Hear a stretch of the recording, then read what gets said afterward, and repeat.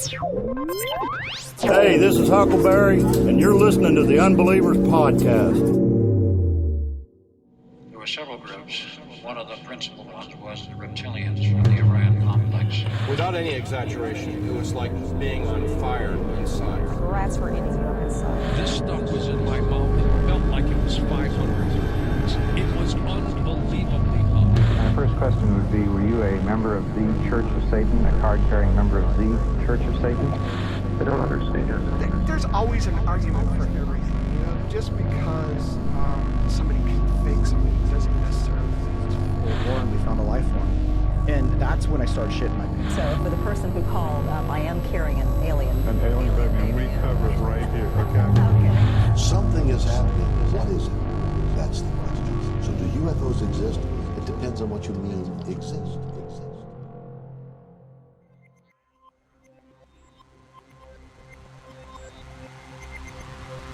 The 1947 UFO crash near Roswell, New Mexico, arguably the most well-known event in the history of ufology. A case involving a crash flying disc that was retrieved by the U.S. military along with its 3 alien crew members. While this case has been thoroughly investigated for decades and dozens of eyewitnesses have come forward to tell their experience, no photographic or video evidence had ever been found. That is, until 1992 and the discovery of a film. Tonight, join us as we dial it all the way back to the 1990s to discuss the biggest paranormal TV event of the grunge era, a special that left many viewers saying, "I want to believe," and also, "I want to throw up." We're talking Alien Autopsy, fact or humbug, right here on the program, where you continue to learn to unlearn everything you know.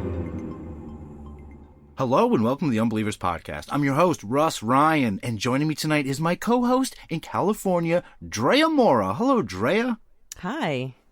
And on Long Island, our soundboard engineer and producer, Rob Oakey.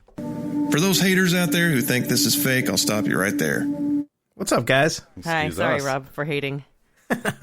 Yeah, never, for those haters out there. But yes, coming back, talking about haters, we're going back to the world of ufology tonight, and we're going to talk about what I think, I'm going to say this is probably the biggest event in, like, ufology in the 90s. Wouldn't you agree? Yeah, if it's, I think it is. Oh, okay, so yeah, we're talking tonight about the Alien Autopsy video, and I think this is like just one of those huge watershed, insanely popular moments that happened. And let's just get into it now. The Alien Autopsy video.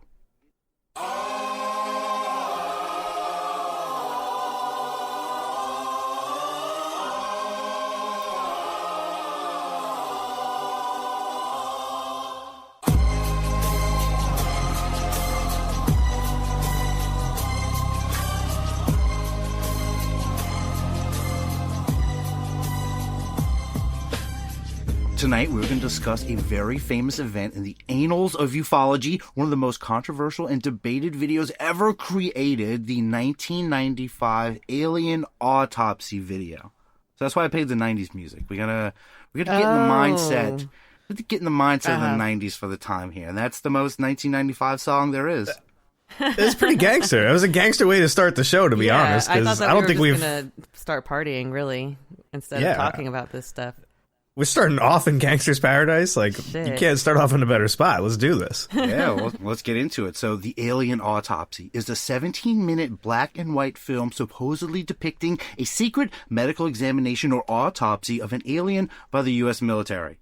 The strange film footage was released to the world by Brit entrepreneur Ray Santilli, who claimed he obtained it in a 1992 from a retired U.S. military cameraman while seeking archive footage of Elvis Presley in the U.S. So this guy is looking around for great Elvis footage, and he obtains this video. He went on to sell the footage to TV stations in 33 countries. Fox Television broadcast the footage, and it was hosted by none other than Jonathan Frakes in the U.S. on August 28th, 1995, under the title Alien Autopsy, fact or fiction. And that is what we're talking about tonight. And another reason for focusing on this, of course, the inclusion of Jonathan Frakes as the host of this Alien Autopsy event. Yes. How can you not include it at that point? Frakes. Jonathan Frakes is the dude who looks like your dad's friend. Yeah, I think he's one of the best paranormal heads ever, though. Don't y'all agree? Yeah, he's got a good tone, good delivery, and everything. He doesn't have a punchable face. He has a nice face. He's fantastic. He's great at what he does. He's got like this little smirk that goes along with it at the end. He's great, man. And those piercing blue eyes and all those questions he asks you that were rhetorical. I love it. Well, yeah, that hairdo, you can't beat it. What do you think about it, Jonathan Frakes? Is that right, Mr. Frakes? Yes, it is. You're right. It's fact. Yes. Yes. You're right. You were right. Yes, it was. It happened. It happened. You're right again. You're right. You were correct. It's fact. It happened.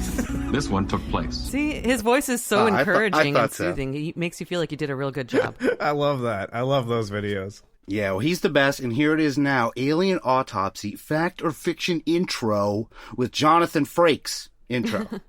The following program deals with controversial subjects. The theories, opinions, and beliefs expressed are not the only possible interpretation. Viewers are invited to make a judgment based on all available information. If what you are about to see is real, it's the most startling film footage in history. Although we remain skeptical, some experts believe this is authentic footage of an alien life form. Real or not, we must warn you. This appears to be an actual autopsy. And some of the footage you will see in the next hour is very gruesome. Stay with us as we put the question to you. Alien Autopsy, fact or fiction? Yeah. Whoa. If I'm in 1995, I'm getting blown away right now. Yeah. Now, you got to think about it. This was on Fox Television. This came on primetime, and the ratings for this were huge. And they even replayed it twice. Is that where I saw this? What, television? I saw this somewhere, like as a kid. Is that where it was? Was it on Fox? Yes, it was a huge Fox Television event where they were going to show the film footage of this alien autopsy. And so it started. The documentary starts out, and for a good while, it is just a history of the UFO crash at Roswell.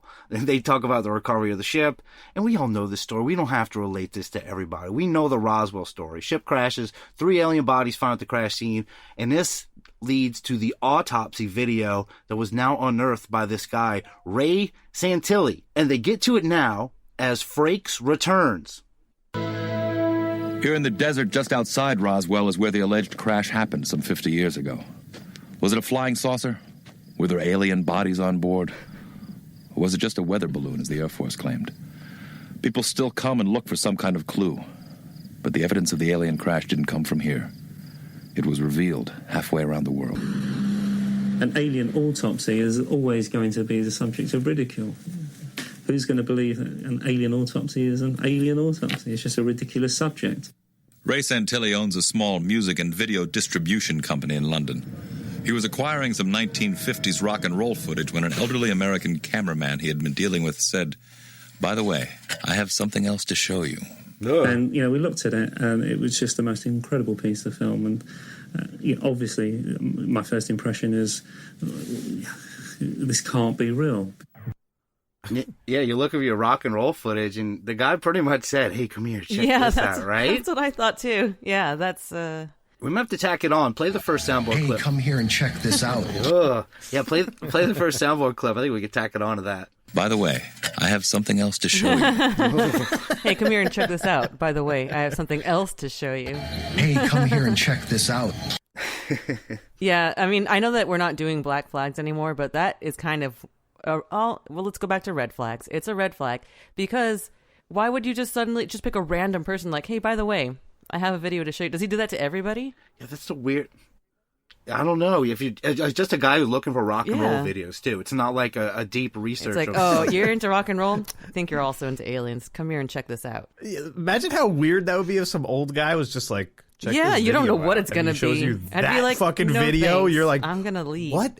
Who the fuck are you, dude? And where did you get and this why from? me? Why did you want to show me this, you know? Yeah, why are you showing me this? I don't know. We're going to find out, though, because Frakes gives us a great description of what the Santilli tapes contain. And this is some more just really top-notch voiceover work. I can't do it.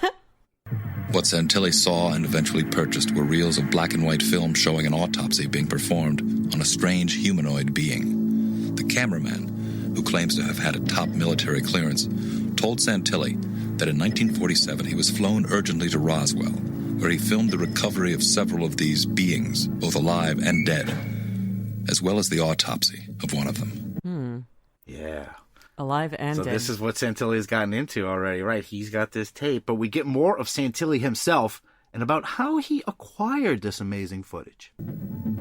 He set aside certain canisters of film which he felt there were problems in processing, and they needed special treatment during processing. The rest he sent straight back to Washington. And when he eventually processed the remaining canisters, he tried and went to great lengths to try and get Washington to come and pick the reels of film up, but they didn't. He kept it in a cardboard box. Simple as that. And he kept it in his archive. The question of, well, is it a hoax, then goes back to the incident itself. What he saw was a disc, a flying disc that had crashed. It was on his back. He saw all these creatures that he calls freaks laying outside of the vehicle, screaming in pain for most of it. But he can't tell you where they came from. He doesn't know. Yeah, he don't know. And they're freaks. I like that the guy calls them freaks. I thought he said they were freaks. Yeah, First, they're freaks. Oh no, it's a bunch of freaks. At first, they called them strange beings. Now, what did he just call them? At like 2 seconds ago, he said something else derogative about him. He's being real mean to these guys right off the bat. Well, he's telling the story of what this cameraman went through, and then the cameraman offered him up. I guess no one was taking it at the time, so they ended up just sitting in a box for years. Yeah, I don't know why the guy himself didn't just come forward. Like, maybe Santilli will tell us why. So why is Santilli unwilling to reveal the cameraman's identity? Yeah. Our agreement with the cameraman was to protect his privacy, which is how we acquired the footage in the first place. If he can get some kind of assurance that he's not going to be hounded by people, he may want to come out. I don't know. He may be watching this program right now. Oh. Hello. Yeah, I guess it is Privacy. kind of a dumb question. It's the most obvious answer possible. Makes sense. The dude is damaged. He's damaged. He's seen some shit. He's seen aliens like after a crash just screaming in the desert. Imagine how terrifying that is. That leaves a mark on somebody's mind. It does sound traumatic. That'll fuck you up. It also, I mean, I can see it being a combination of things. Besides, that kind of trauma that you don't really want to relive or be known for. Like, you don't want to be seen as crazy if people don't believe you, and then it's going to, tarnish your name forever. So I get it. I do. Yeah, and one of the things we're going to hear a little later is a lot of people know it's just a little reminder of how brutal some of the stuff at the Roswell crash actually was. But I like this next part. They have an expert on, none other than Philip Mantle, the partner and publisher of Calvin Parker's books. That's cool. Son of a bitch, yeah. Philip Mantle. This is a young Philip Mantle, 1995 action going. I've actually been in communication with him about, interviews with Calvin Parker and stuff. So this was really cool running into him on this. But let's hear him now. If he is telling the truth, and I've no reason to doubt that, if this was, a crash of a space vehicle from wherever, that it is the most momentous event in human history, and he owes it to mankind to tell his story. I'm going to bet you, and I've been doing this business for 30 years, that this man probably lives somewhere in Florida. In order to verify the existence of this cameraman, we turn to world-renowned investigator William C. Deere. All that typing. Oh, what a classic first line, though. He's definitely in Florida. It's like, what? Who are you talking about? Are you talking about Philip Mantle, who was speaking kind of eloquently before that? But yeah, that's William Deere. So he's talking about the cameraman. He's saying because the cameraman's old, he probably lives in Florida. Well, that's such I talk about derogatory. Yeah, That's maybe. a weird statement to make. He's just like, this dude probably lives in Florida. He didn't need to say that at all. Like, why did he point that out? And it's almost like mirror image statements there, because Philip Mantle's saying, I think this is really important. Maybe he should feel comfortable to come out. At least that's kind of what I get from him. He's like, maybe he should just come out and say it. And this guy's like, I'm going to hunt him. Like, I know where he lives. I'm going to find him. I'm going to sniff out this rat. If he's not coming forward, we got this guy to sniff him out. So yeah, this is William Florida's C. got hell to Deere. pay. Oh, this guy, he's just a really cool guy. He's got a pinky ring. He's got a fancy suit on. Sounds like he wears a hat. Oh, okay. He does. He's got all that typing going on. Very fancy suits. And here, he and some others, they talk more about the autopsy shitty phone camera guy. When you all brought me this case to take a look at, I have to tell you I was quite skeptical. Is there a cameraman? Does he really exist? Did he exist? And can I find him? The answer really lies with the cameraman.